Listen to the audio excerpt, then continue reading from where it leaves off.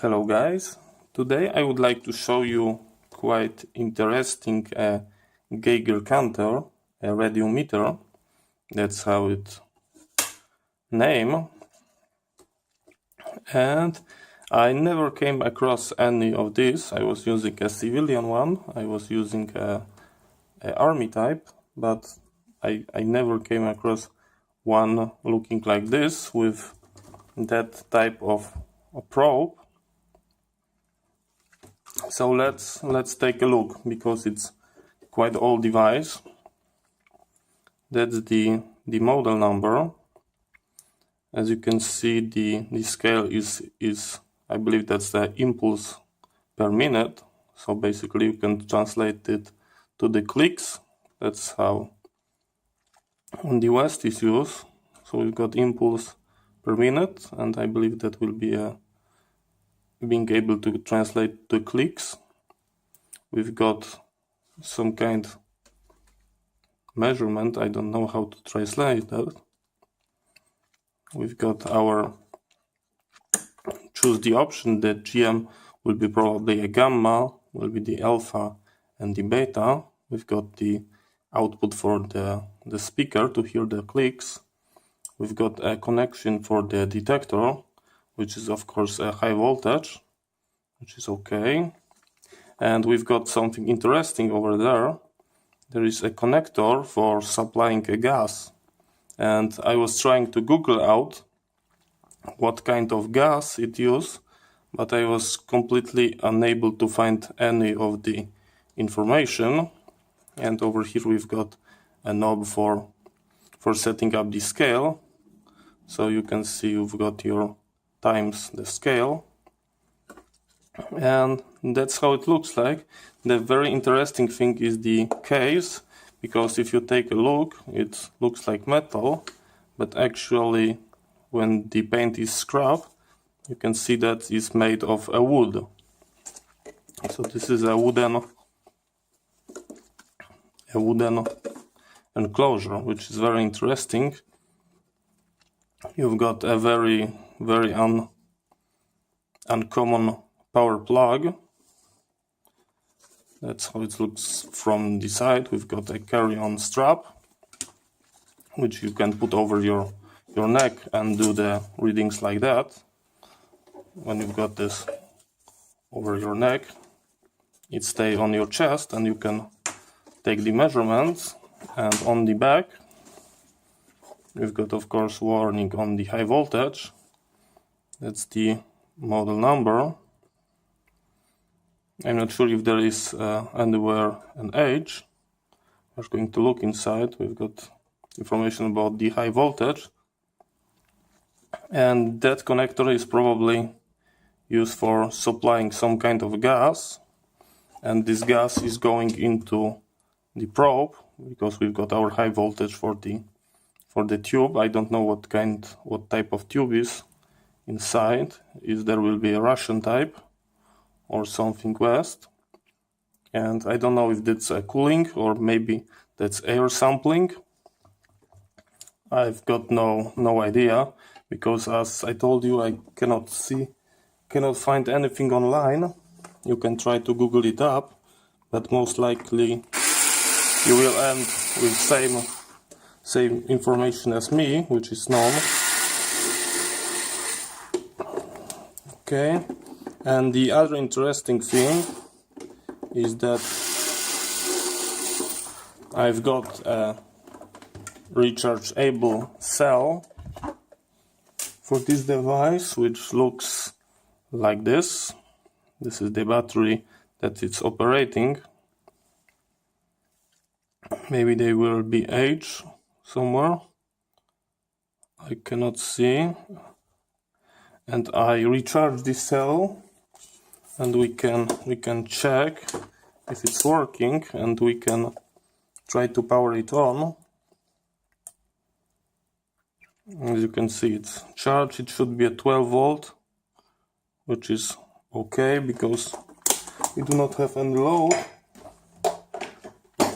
So let's see what's on the bottom part.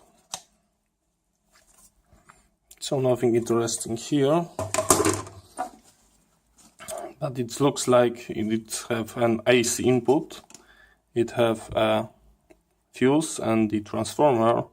We've got a diode over here, and this is a place for installing the rechargeable battery. But from the look, it looks like it accepts the 4.5 volt flat batteries over here. So you can power it on from a free 4.5 batteries, which is an interesting. So it have like 3 type of power supply: the dry battery, the rechargeable, and the net. But I don't know, maybe the net is only for recharging that, not for operating just out of it. Let's take a look on the probe itself. That's how looks the probe.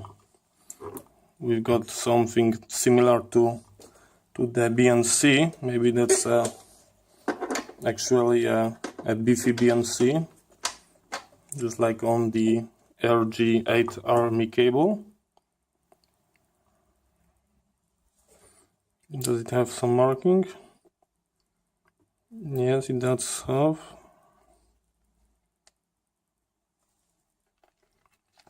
You can Google it up. And this the air hose, the gas hose, is routed with the high voltage for the tube, and that's how it looks like. This one is made of metal. You've got your nice handle, and I do not see a year over there, but it's definitely made in German. And this is the probe. This is some type of a foil, and this is quite common look for the civilian Geiger meter. Over here I've got a civilian one that I was trained to use, and as you can see, it's quite similar.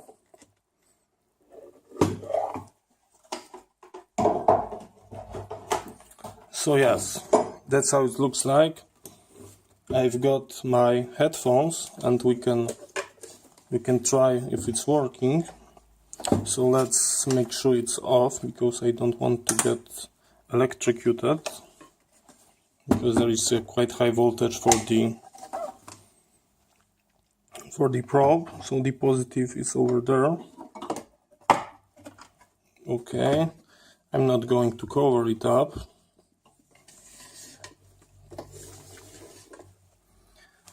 We're going to connect the BNC,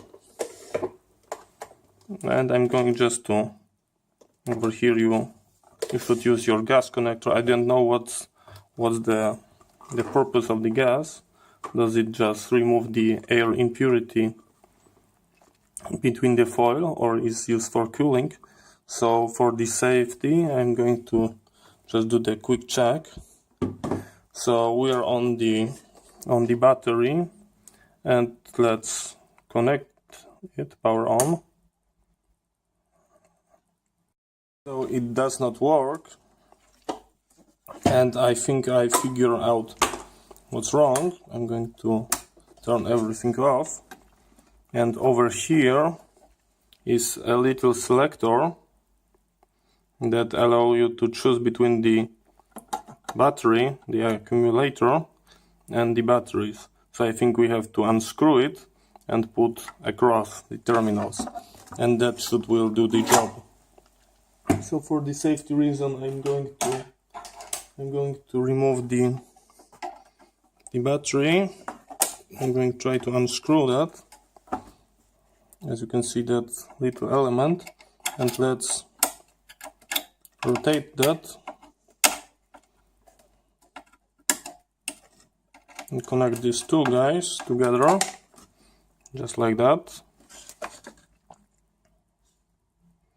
And let's see, do we change for the internal battery. So let's put it inside. I put the headphones over the, as you can hear the clicking.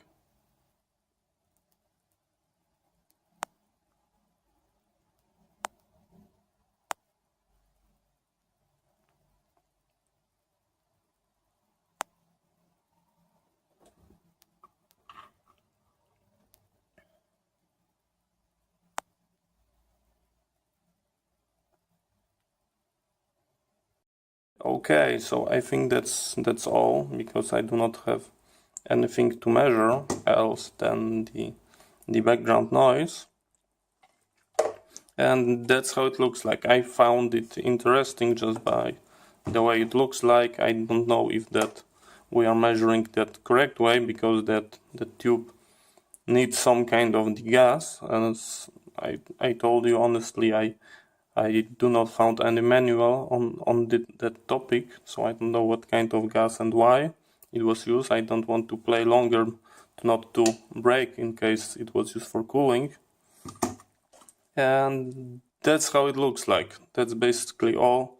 Thank you very much for watching. I hope you find that interesting just like me. See you next time, and bye bye.